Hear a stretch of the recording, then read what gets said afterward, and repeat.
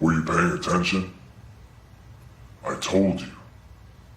The truth will be heard.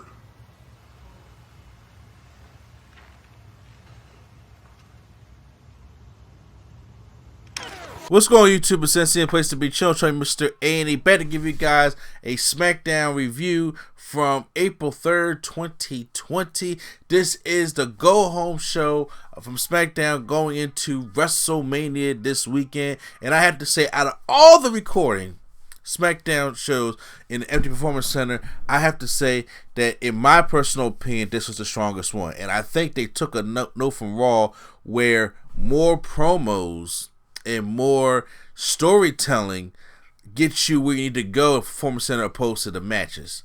Okay, because they only really had about 2 matches on the show tonight. And but actually one of them was actually pretty good. So I will give them credit on that. So but the other one was kind of forgettable, but it wasn't necessarily about the match. It was about the storyline going into the matchup. So let's get into it. We start off with the episode of Miz TV, and Miz TV is letting everybody know, as Miz is about to come out, they have the ladder set up. We have the Usos come out and say that this ain't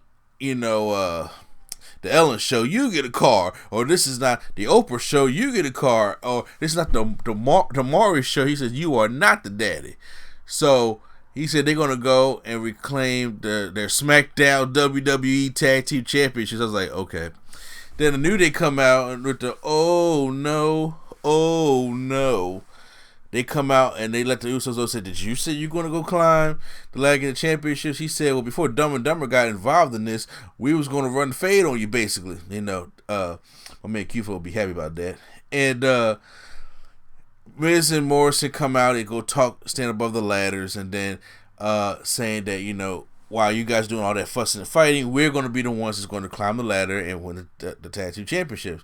So they turned out and they started beating up Miz and Morrison, and then as the Usos go for a super kick on Morrison, he ducks and hits Kofi, and then Big E clotheslines Usos, so they start brawling, get tossed to the ladders. Miz and Morrison get the upper hand, take a ladder, and take out Kofi and Jay or Jimmy Uso, and they go back on top standing tall. So once again, I like ladder matches at WrestleMania because I think people go all out for WrestleMania, and I miss the Money in the Bank ladder match being at WrestleMania. But I do like the tag team title matches at WrestleMania in ladder matches, especially the triple team matches, thanks to the Hardy Boys, Edge and Christian, and the Dudley Boys. However, unfortunately, with circumstances that we heard that obviously the Miz got sick, came to work sick, and obviously pissed off a lot of people. This match is obviously going to be changed. Now, once again, I don't know how it's going to be changed. We're going to have to find out WrestleMania tonight.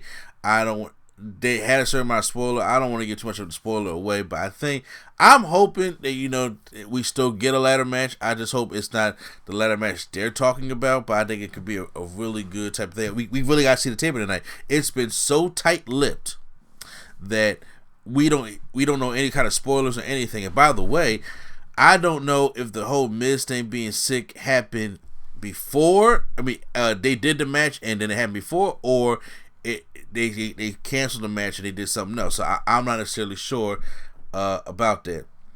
We have a triple threat match of Naomi taking on Lacey Evans and Tamina. Why with Sasha and Bayley on commentary? Tamina picks up the win here. They're trying to make Tamina look like strong. They do this every year with fucking Tamina. Every time they need somebody, they call her try keyword try to make her look strong, and then all of a sudden it's like she's the threat. Then there's a brawl on the outside. Everybody gets beaten down with Bayley. Comes to the ring and she tries to shake Tamina's hand, saying, "Look, I'm actually glad that you're in our match. I'll see you on Sunday." And she keeps looking over her shoulder, like waiting for Tamina to super kick her, which she does. And then Sasha came in there and was like, "Oh, we girls, remember Unity from Team Bad?" And then she gets Simone dropped, and that's what it was. So, like I said, once again, it's corny. I didn't like anything about it at all. Otis is backstage, and then he was just like, he getting hyped for he's excited for his match with Dolph Ziggler, and then he said that but you see, man, you talk to Mandy, and then he was like, look, man, I'm just letting you know, like right now, we got a match to worry about. Then he gets a text, and then he goes off. He said, wait, we got a match coming up.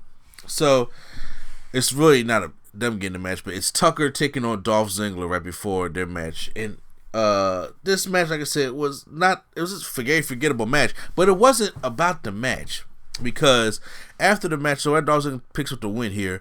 He's going to get ready to take out Tucker. He has on the steel steps, and he's going to take the other half of the steel steps and slam it right on Tucker. Otis comes down to make the save of Tucker, and then Mandy Rose and Sonya Deville come out, and Mandy Rose is like, yo, why are you trying to kill Tucker? Like, Dolph, like, what's gotten into you, stuff like that. So, that whole SmackDown glitch we've been getting for the past 2 months or so, and I've realized, and now thinking back on it, that SmackDown glitch was around this, like, these guys. I don't think it was ever around. You know what? It probably was at the end of the main event sometime. So, the glitch finally comes up, and it's like somebody in a hooded, in a hood. You don't know the identity. The voice is distorted, and it's like anonymous. And they come and they say, "Have you been paying attention?"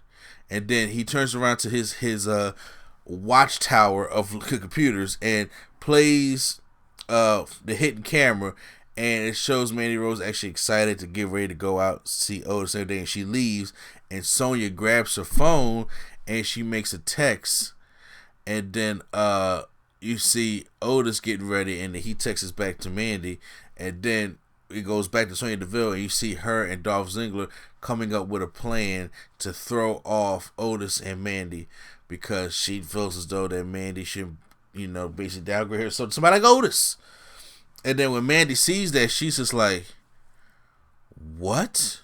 And I was like, thank you. I was wondering when it's going to come full circle. So then Sonya tries to chase Mandy to the back, and then Dolph tries to run, but then Otis attacks Dolph before their match at WrestleMania. So now I'm into the storyline again because they brought it full circle. Obviously, it sucks that this does not get a crowd because, first of all, Dolph Ziggler deserves his first singles match in a good storyline at WrestleMania. 2, it deserves to be in the crowd because when Otis gets the girl, the crowd's supposed to react like crazy. So, but still, under circumstances, we can't have that, obviously. But I'm actually, excited to see Otis get the girl, or it could be a whole other ruse. But so it was a good way to bring the SmackDown glitch into there because I didn't know what was going to happen with that. I still think it's Ali, but I don't know if this is his new gimmick or not. But I was like, hey, because it gotta be somebody. You can't just have this glitch just for the storyline. It gotta be for something like exposing these wrestlers for who they are. So hey, I'm down with it. After that, we get Daniel Bryan versus Shinsuke Nakamura. What Shinsuke came to the WWE for in the first place was to face Daniel Bryan, and Daniel Bryan had to retire. He got out of retirement, and now I figured they'll have that match at WrestleMania, but no. Daniel Bryan and Shinsuke Nakamura are having their match in an empty arena at the Performance Center on SmackDown. Eesh. But you know what? It wasn't that bad of a match. I enjoyed the match with Sami Zayn's on commentary. Of course, Drew Gulak's on the outside cheering on Daniel Bryan. They got this whole nice relationship and thing going on right now. After the matchup, now once again, I missed if Nakamura won the matchup or not, but then I did come back in and see Cesaro, Nakamura, and Sami Zayn jumping Daniel Bryan. They give Daniel Bryan a Kinshasa, put him in the corner, and then he gets a haluva kick in the corner. Sami Zayn versus Daniel Bryan will be a great match because it's Sami Zayn and Daniel Bryan. It's just that I wish I would have seen Nakamura and Daniel Bryan at WrestleMania, in my personal opinion. Oh, by the way, we do get, this was early in the show, but we do get a playback of Ric Flair versus Shawn Michaels retirement match from WrestleMania 24. I enjoyed that matchup. The Sorry I Love You super kick, and a lot of emotion going into that matchup. That's what good WrestleMania moments are for. You know what I'm saying? And it's sad that we're not going to get those this year, but I hope we can get past this and we can do, get ready for next year's WrestleMania, because next year's WrestleMania, and hopefully all this stuff, is blown by us and we're getting stuff ready. I want them to load that card up. You know what I'm saying? But like, yeah, we back in the crowd. We're gonna load this thing up. We're gonna do this right, and we're gonna be in Hollywood. Come on now, I need to come back to Philly the same. But anyway, I'm gonna get off that train. John Cena is coming to accept Bray Wyatt's Firefly Funhouse challenge. And he comes in the ring, and then John Cena does his always public service announcement by addressing what has been going on. Obviously, there's no fans, first WrestleMania, and this is going to be a first when nobody really knows what's going to happen. So we just don't know. And he says that, right now, and he kind of like, blended the lines here of saying that, when uncertainty leads to fear, which leads to panic. Which leads to collapse. And that's what is happening right now in the world. We don't know what's going on, and we don't know how it's going to turn out, which leads people to fear. And when people start fearing, they start panicking. And when it's panic, everything collapses. But he said that's what the Fiend thrives on. But he says, I'm letting you know that, we're going to stand above that. That's the whole John Cena thing. And, that he accepts the challenge because Bray Wyatt is beneath me. Like, I was like, oh, he going back to throwing Bray Wyatt back underneath the bus. He said, man, he is beneath me. Bray Wyatt is like, he's not even half on my level. But the Fiend, and I forgot what he insulted, because he called, first of all, the bootleg Mr. Rogers type thing for Bray Wyatt, but he said something along the lines of something Wiz Khalifa, something about the Fiend, and I was like, what did Cena call the Fiend? And I gotta remember, what did he call him? Am I actually supposed to be afraid of a guy who dresses up like the overfed sex child of Wiz Khalifa and the WB Frog, please? But then he accepts the challenge, but then he sees over in by the left of him that he sees the puppet of Rambler Rabbit say, you accepted the challenge, and then you got on his other side, you see Huskus the pig, and then you see behind him right there at the bottom of the ramp in the audience is Mercy the Buzzard. Then on the other side you see it's Abby the Witch, and on their Performance Center balcony that they have, Cena is staring at the Fiend after the lights go out and the Fiend appears, and he's just staring at John Cena.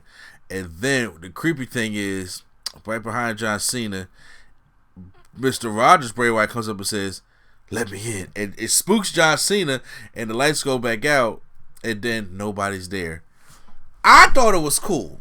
I really thought, see, this is what it needs to be like. It needs to be a whole movie type thing, because the things you can do when you edit, the things you can do when you tape things, you can make it look cool at that, because obviously you can't have all the puppets and stuff there during the live crowd. You can't have the Fiend standing at him with Bray Wyatt looking at him. Like, there's just so many cool, outrageous things they can do. I hope they go balls to the wall with this. But that was SmackDown. And SmackDown, like I said, for the first time in the Performance Center with no crowd, gets a passing grade from me. So that's going to be kind of cool. Once again, we don't have that many SmackDowns coming up. Like, we don't have that many NXTs coming up, because they taped all the shows, but there's a stay-at-home order. So once again, they're going to end up taking a break. So Russell going to be taking a break for a while, so we're going to figure out what we're going to do here on the channel, as Russell takes a break. So there you guys have it. So post that comments down below if you guys enjoy SmackDown. Hit that like button if you guys enjoy this review, and hit the subscribe button for more WWE or wrestling content right here on Nerd Coalition.